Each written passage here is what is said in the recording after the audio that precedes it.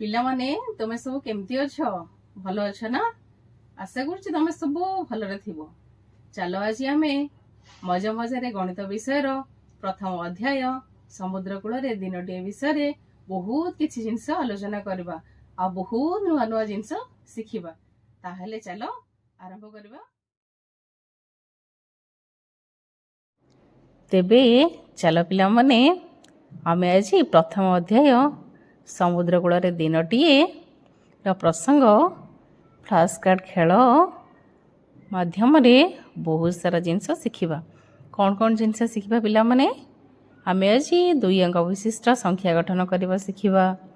2 ଅଙ୍କ ବିଶିଷ୍ଟ ସବୁଠାରୁ କ୍ଷୁଦ୍ରତମ ସଂଖ୍ୟା କିଭଳି ନିର୍ଣ୍ଣୟ କରିବା ତାହା ଜାଣିବା। 2 ଅଙ୍କ ବିଶିଷ୍ଟ ସବୁଠାରୁ ବୃହତ୍ତମ ସଂଖ୍ୟା କିପରି ନିର୍ଣ୍ଣୟ କରିବା ତାହା ଜାଣିବା। ତାହେଲେ ଚାଲ ପିଲାମାନେ ଏବେ ଫ୍ଲାସ୍ କାର୍ଡ଼ ମାଧ୍ୟମରେ ଖେଳଟିଏ ଖେଳିବା। ମୁଁ ତୁମମାନଙ୍କୁ କେତେ ଗୁଡ଼ିଏ ଫ୍ଲାସ୍ କାର୍ଡ଼ ଦେବି ଯେଉଁଥିରେ 0ରୁ 9 ପର୍ଯ୍ୟନ୍ତ ସଂଖ୍ୟା ଗୁଡ଼ିକ ଲେଖା ହେଇଛି। ତ ସମସ୍ତେ ଯେଉଁ ଯେଉଁ ଅଙ୍କ ଗୁଡ଼ିକ ପାଇଛ କୁହ ଦେଖି, କିଏ କ'ଣ ପାଇଛ? ମିଲି ତମେ 0 ପାଇଛ? Very good. ବାବୁନା ତମେ 1, ଗେଲୁ 2, ଆଉ କିଏ କ'ଣ ପାଇଛ କୁହ ଦେଖି? ନିଜର ଫ୍ଲାସ୍ କାର୍ଡ଼ଟିକୁ ଟେକ। ବବି ତମେ 3 ପାଇଛ? ଅନିତା କେତେ ପାଇଛ? 4। ବେବି ତମେ 5 ପାଇଥିବା ଫ୍ଲାସ୍ କାର୍ଡ଼ଟି କିଏ ପାଇଛ? ବେବି।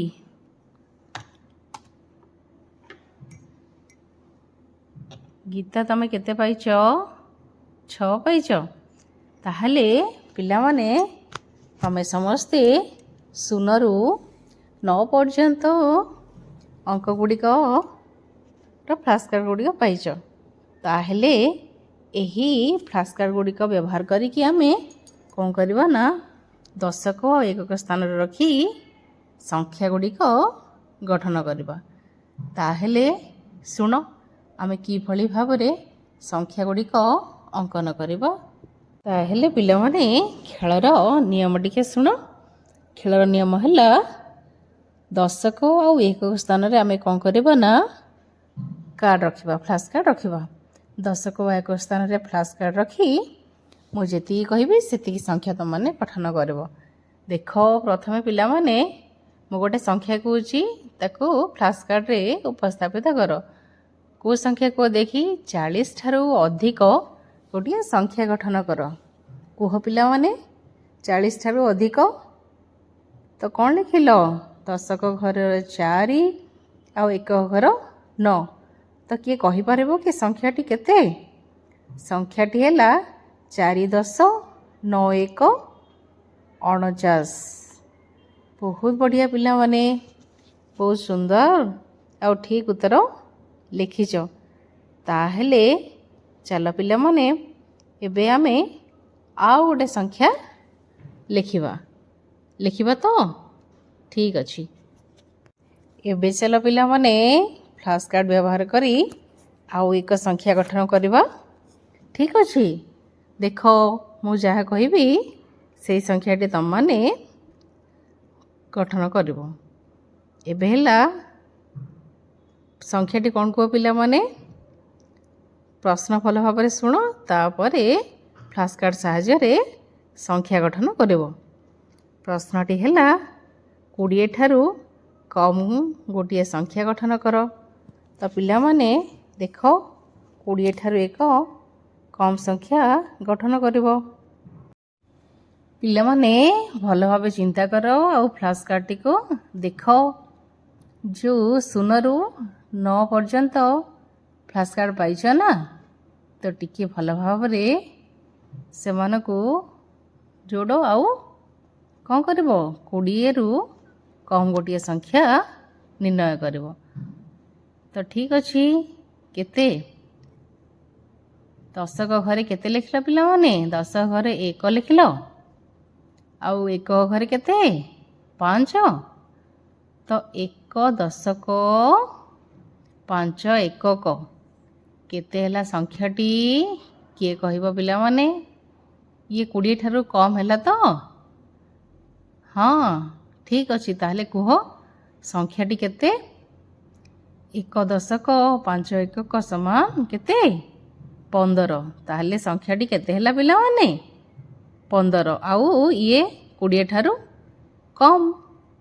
ଠିକ୍ ଅଛି, ବହୁତ ବଢ଼ିଆ। ତାହେଲେ ଚାଲ ଆମେ ଆଉ କ'ଣ କରିବା? ଆଉ ଏକ ପ୍ରଶ୍ନ ଶୁଣିବା ଆଉ ତା'ର ଉତ୍ତର ଫ୍ଲାସ୍ କାର୍ଡ଼ ମାଧ୍ୟମରେ ଲେଖିକି ଦେଖେଇବା। ତାହେଲେ ପିଲାମାନେ ଏବେ ଫ୍ଲାସ୍ କାର୍ଡ଼ ବ୍ୟବହାର କରି ଆଉ ଗୋଟେ ସଂଖ୍ୟା ନିର୍ଣ୍ଣୟ କରିବ। ତାହେଲେ ପ୍ରଶ୍ନଟି ଭଲ ଭାବରେ ଶୁଣ ପିଲାମାନେ। ପ୍ରଶ୍ନଟି କ'ଣ ହେଲା? ପ୍ରଶ୍ନଟି ହେଲା 2 ଅଙ୍କ ବିଶିଷ୍ଟ ସବୁଠାରୁ ସାନ କେଉଁ ସଂଖ୍ୟା? ତୁମେ ଗଠନ କରିପାରିବ କି ପିଲାମାନେ? କୁହ ଦେଖି। 2 ଅଙ୍କ ବିଶିଷ୍ଟ ସବୁଠାରୁ ସାନ ସଂଖ୍ୟା କୁହ। ପିଲାମାନେ ଭଲ ଭାବରେ ଚିନ୍ତା କର, ନିଜ ନିଜ ଭିତରେ ଆଲୋଚନା କର। ଆଉ ଯିଏ ଯେଉଁ ଫ୍ଲାସ୍ କାର୍ଡ଼ ପାଇଛ, 1 ଅଙ୍କ ବିଶିଷ୍ଟ ପାଇଛ ନା, ତାକୁ ତୁମେ 2 ଅଙ୍କ ବିଶିଷ୍ଟରେ ପରିପ୍ରକାଶ କର। ଆଉ 2 ଅଙ୍କ ବିଶିଷ୍ଟ ସବୁଠାରୁ ସାନ ସଂଖ୍ୟାଟି କିଏ? ତାହେଲେ ତାକୁ ତୁମେ କ'ଣ କରିବ ନା, ଏଇଠି ଦଶକ ଘର ଅଛି, ଏକକ ଘର ଅଛି, ଫ୍ଲାସ୍ କାର୍ଡ଼ ମାଧ୍ୟମରେ ତାକୁ ଉପସ୍ଥାପିତ କରିବ। ଠିକ୍ ଅଛି ପିଲାମାନେ, ଚିନ୍ତା କର, ତାପରେ କହିବ।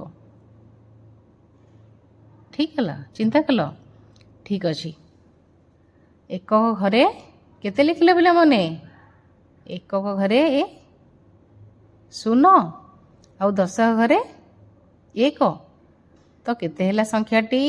1 ଦଶକ 0 ଏକକ କେତେ ହେଲା? 10। ତ ଦେଖ ପିଲାମାନେ, ଇଏ କ'ଣ ହେଲା? 2 ଅଙ୍କ ବିଶିଷ୍ଟ ସଂଖ୍ୟା ହେଲା ଆଉ ସବୁଠାରୁ ସାନ ହେଲା। କାରଣ ୟା ପରେ କିଏ? 10 ପରେ 11 ଆଉ 10 ପୂର୍ବରୁ କିଏ? 9। ତ 9 ହେଲା କ'ଣ? 1 ଅଙ୍କ ବିଶିଷ୍ଟ ସଂଖ୍ୟା। ତ 2 ଅଙ୍କ ବିଶିଷ୍ଟ ସବୁଠାରୁ ସାନ ସଂଖ୍ୟା କିଏ ହେଲେ? 10। ତ ବହୁତ ସୁନ୍ଦର ଉତ୍ତର ଦେଇଛ ପିଲାମାନେ। ଠିକ୍ ଅଛି, ବହୁତ ବହୁତ ଧନ୍ୟବାଦ ତୁମମାନଙ୍କୁ। ତାହେଲେ ଚାଲ ଆଉ କିଛି ଆଲୋଚନା କରିବା। ତାହେଲେ ପିଲାମାନେ ଜାଣିଲ ତ ତୁମମାନେ 2 ଅଙ୍କ ବିଶିଷ୍ଟ କ୍ଷୁଦ୍ରତମ ସଂଖ୍ୟା କିମ୍ବା ସବୁଠାରୁ ସାନ ସଂଖ୍ୟାଟି କିଏ? 1 ଦଶକ 0 ଏକକ, ତା ମାନେ 10। 10 ହେଲା 2 ଅଙ୍କ ବିଶିଷ୍ଟ ସବୁଠାରୁ କ୍ଷୁଦ୍ରତମ ସଂଖ୍ୟା। ବହୁତ ବଢ଼ିଆ। ତାହେଲେ ପିଲାମାନେ ଫ୍ଲାସ୍ କାର୍ଡ଼ ଧରିଛ ନା? ଚାଲ ତାହେଲେ ଆଉ କିଛି ସଂଖ୍ୟା ଗଠନ କରିବା। ଠିକ୍ ଅଛି। ତାହେଲେ ତୁମେ ଧରିଥିବା 0 ଠୁ 9 ପର୍ଯ୍ୟନ୍ତ ଅଙ୍କକୁ ଆଣ। ଏବେ ମୁଁ ଯାହା କହିବି ସେ ଅନୁସାରେ ତୁମେ ସଂଖ୍ୟା ଗଠନ କରିବ। ଠିକ୍ ଅଛି। ତାହେଲେ ପିଲାମାନେ ଦେଖ, ଏବେ କିଏ ଗଠନ କରିପାରିବ? ମୋର ପ୍ରଶ୍ନଟି ଶୁଣ। ତୁମେ କ'ଣ 2 ଅଙ୍କ ବିଶିଷ୍ଟ ସବୁଠାରୁ ବଡ଼ କେଉଁ ସଂଖ୍ୟା ଗଠନ କରିପାରିବ କି? ପ୍ରଶ୍ନଟି ଶୁଣ ଭଲ ଭାବରେ। 2 ଅଙ୍କ ବିଶିଷ୍ଟ ସବୁଠାରୁ ବଡ଼ ସଂଖ୍ୟା। ଟିକେ ଚିନ୍ତା କର ପିଲାମାନେ। 2 ଅଙ୍କ ହେଇଥିବ ଆଉ ସବୁଠୁ ବଡ଼ ସଂଖ୍ୟା ହେଇଥିବ 99। Very good. ତାହେଲେ କୁହ ଦେଖି, ତୁମେ ଗଠନ କରିଥିବା ସଂଖ୍ୟାଟି ସବୁଠାରୁ ବଡ଼ ବୋଲି କାହିଁକି ଭାବୁଛ? କାହିଁକି 99 ସଂଖ୍ୟାଟି ବଡ଼? କାହିଁକି? କୁହ, ଟିକେ ଚିନ୍ତା କର। କାହିଁକି? କାରଣ 99 ସଂଖ୍ୟାରେ କ'ଣ ଅଛି? 9 10 ଅଛି ଆଉ 9 1 ଅଛି। ଆଉ ୟା ପରବର୍ତ୍ତୀ ସଂଖ୍ୟାଟି ହେଲା କେତେ ଅଙ୍କ ବିଶିଷ୍ଟ? 3 ଅଙ୍କ ବିଶିଷ୍ଟ। ସେଇଥିପାଇଁ 99କୁ କ'ଣ କୁହାଯିବ? 2 ଅଙ୍କ ବିଶିଷ୍ଟ ସବୁଠାରୁ ବୃହତ୍ତମ ସଂଖ୍ୟା କିମ୍ବା ବଡ଼ ସଂଖ୍ୟା ବୋଲି କୁହାଯିବ। ଠିକ୍ ଅଛି ପିଲାମାନେ, ତୁମମାନେ ବହୁତ ସୁନ୍ଦର ଉତ୍ତର ଦେଉଛ। ସମସ୍ତଙ୍କୁ ବହୁତ ବହୁତ ଧନ୍ୟବାଦ। ଠିକ୍ ଅଛି, ତାହେଲେ ଚାଲ ଆମେ ଆଉ ଏକ ଖେଳ ଖେଳିବା। ଖେଳଟିର ନାଁ କ'ଣ ପିଲାମାନେ କୁହ ଦେଖି, ଟିକେ ଚିନ୍ତା କର। ଖେଳଟିର ନାଁ ହେଲା କ'ଣ? ଅଦଳ ବଦଳ। ଅଦଳ ବଦଳ ମାନେ ଜାଣିଛ ତ ପିଲାମାନେ? ଏକ୍ସଚେଞ୍ଜ। ଆମେ କ'ଣ କରିବା? ନିୟମ ଶୁଣିଦିଅ ଖେଳର। ଯେକୌଣସି 2ଟି ଫ୍ଲାସ୍ କାର୍ଡ଼ ନେବା, କାରଣ ଫ୍ଲାସ୍ କାର୍ଡ଼ ତୁମମାନେ ପାଇଛ ନା, 0ରୁ 9 ପର୍ଯ୍ୟନ୍ତ ସଂଖ୍ୟା ଥିବା ଫ୍ଲାସ୍ କାର୍ଡ଼ ପାଇଛ। ତ ଯେକୌଣସି 2ଟି ଫ୍ଲାସ୍ କାର୍ଡ଼ ନେବ, ଆଉ କ'ଣ କରିବ? ଗୋଟିଏ 2 ଅଙ୍କ ବିଶିଷ୍ଟ ସଂଖ୍ୟା ଗଠନ କରିବ। ତୁମେମାନେ 2 ଅଙ୍କ ବିଶିଷ୍ଟ ସଂଖ୍ୟା ଗଠନ କରିବା ଶିଖିଛ। ଏବେ କ'ଣ କରିବ? ଫ୍ଲାସ୍ କାର୍ଡ଼ ନେବ, 2 ଅଙ୍କ ବିଶିଷ୍ଟ ସଂଖ୍ୟା ଗଠନ କରିବ। ତାପରେ କ'ଣ କରିବ ନା, ଏହି ଫ୍ଲାସ୍ କାର୍ଡ଼ ଗୁଡ଼ିକୁ ଅନେକ ସଂଖ୍ୟା ପାଇବା ପାଇଁ କ'ଣ କରିବା ନା, ଆମେ ଅଦଳ ବଦଳ କରିବା। ପ୍ରଥମେ 2ଟି ଫ୍ଲାସ୍ କାର୍ଡ଼ ନେବା, ଫ୍ଲାସ୍ କାର୍ଡ଼କୁ ନେଇ 2 ଅଙ୍କ ବିଶିଷ୍ଟ ସଂଖ୍ୟା ଗଠନ କରିବା। ତାପରେ କ'ଣ କରିବା ନା, ଏକ ନୂଆ ସଂଖ୍ୟା ପାଇବା ପାଇଁ ଆମେ କ'ଣ କରିବା ନା, ଫ୍ଲାସ୍ କାର୍ଡ଼ 2ଟିକୁ ଅଦଳ ବଦଳ କରିବା। ତାପରେ କ'ଣ କରିବା? ଏହା ପୂର୍ବ ସଂଖ୍ୟାଟିରୁ ବଡ଼ କିମ୍ବା ସାନ ତାହା ନିର୍ଣ୍ଣୟ କରିବା। ପିଲାମାନେ ବୁଝିଗଲ କ'ଣ କରିବାର ଅଛି ଆମମାନଙ୍କୁ? ପ୍ରଥମେ 2ଟି ଫ୍ଲାସ୍ କାର୍ଡ଼ ନେବା, ଫ୍ଲାସ୍ କାର୍ଡ଼ 2ଟିକୁ ନେଇ 2 ଅଙ୍କ ବିଶିଷ୍ଟ ସଂଖ୍ୟା ଗଠନ କରିବା। ତାପରେ ସଂଖ୍ୟା 2ଟିକୁ ଆମେ କ'ଣ କରିବା ନା, ଅଦଳ ବଦଳ କରିବା। ଅଦଳ ବଦଳ ହୋଇସାରିଲା ପରେ ନୂଆ ସଂଖ୍ୟାଟି ହେଲା, ତ ତାହା ପୂର୍ବ ସଂଖ୍ୟାଠୁ ବଡ଼ ନା ସାନ ଆମେ ନିର୍ଣ୍ଣୟ କରିବା। ଦେଖ ଆମେ କେତେ ନେଲା 2ଟି ଫ୍ଲାସ୍ କାର୍ଡ଼? 4 ଆଉ 8 ନେଲା 48। ସଂଖ୍ୟାଟିକୁ ଅଦଳ ବଦଳ କଲାରୁ, ଅଙ୍କକୁ ଅଦଳ ବଦଳ କଲାରୁ କେତେ ହେଲା? 84। ତ 84 48ଠୁ ବଡ଼। ତାପରେ 2ଟି ଫ୍ଲାସ୍ କାର୍ଡ଼ ନେଲା କେତେ? 5 ଆଉ 2 52। ତ ନୂଆ ସଂଖ୍ୟାଟି ହେଲା କେତେ? 25। ତ 25ଟା 52ଠୁ କମ୍ ସାନ। ତାପରେ ଆଉ 2ଟି ଫ୍ଲାସ୍ କାର୍ଡ଼ ନେଲା କେତେ? 65। ତାକୁ ଆମେ ଅଦଳ ବଦଳ କରିବା। କେତେ ହେବ ନୂଆ ସଂଖ୍ୟାଟି? 56। ତ କୁହ ପିଲାମାନେ, 56ଟି 65ଠୁ ବଡ଼ ନା ସାନ? ସାନ। ଠିକ୍ ଅଛି ପିଲାମାନେ, ତୁମେ ଆଜିର ଶିକ୍ଷାଦାନରେ ବହୁତ ସୁନ୍ଦର ଉତ୍ତର ଦେଇଛ। ଠିକ୍ ଅଛି। ତାହେଲେ ଟିକେ ଚିନ୍ତା କର ପିଲାମାନେ, ଆଜି ଆମେ କ'ଣ କ'ଣ ସବୁ ଆଲୋଚନା କଲା? କ'ଣ ସବୁ ଆଲୋଚନା କଲା କିଏ କହିବ? ଆମେ ଆଜି କ'ଣ 2 ଅଙ୍କ ବିଶିଷ୍ଟ ସଂଖ୍ୟା ଗଠନ କରିବା ଶିଖିଲେ ଫ୍ଲାସ୍ କାର୍ଡ଼ ମାଧ୍ୟମରେ। ଆଉ କ'ଣ କଲା? 2 ଅଙ୍କ ବିଶିଷ୍ଟ ସବୁଠାରୁ କ୍ଷୁଦ୍ରତମ ସଂଖ୍ୟା ନିର୍ଣ୍ଣୟ କରିବା ଶିଖିଲେ। ଆଉ କ'ଣ ଶିଖିଲେ? 2 ଅଙ୍କ ବିଶିଷ୍ଟ ସବୁଠାରୁ ବୃହତ୍ତମ ସଂଖ୍ୟା ନିର୍ଣ୍ଣୟ କରିବା ଶିଖିଲେ। ତାହେଲେ ପିଲାମାନେ, ଆଜି ତୁମେମାନେ ବହୁତ ସାରା ଜିନିଷ ଶିଖିଲ। ଖୁସିରେ ଶିଖିବା ସମସ୍ତଙ୍କର ଅଧିକାର। ନମସ୍କାର। 2 ଅଙ୍କ ବିଶିଷ୍ଟ ସଂଖ୍ୟା, ବଡ଼ ସଂଖ୍ୟା, ସାନ ସଂଖ୍ୟା ତାକୁ ନିର୍ଣ୍ଣୟ କଲ। ସେଇଥିପାଇଁ ବହୁତ ସୁନ୍ଦର ସୁନ୍ଦର ଉତ୍ତର ଦେଇଥିବାରୁ ତୁମ ସମସ୍ତଙ୍କୁ ବହୁତ ବହୁତ ଧନ୍ୟବାଦ। ଠିକ୍ ଅଛି ପିଲାମାନେ, ପୁଣି ଦେଖା ହେବ ଆଉ ଏକ କ୍ଲାସ୍ରେ। Thank you.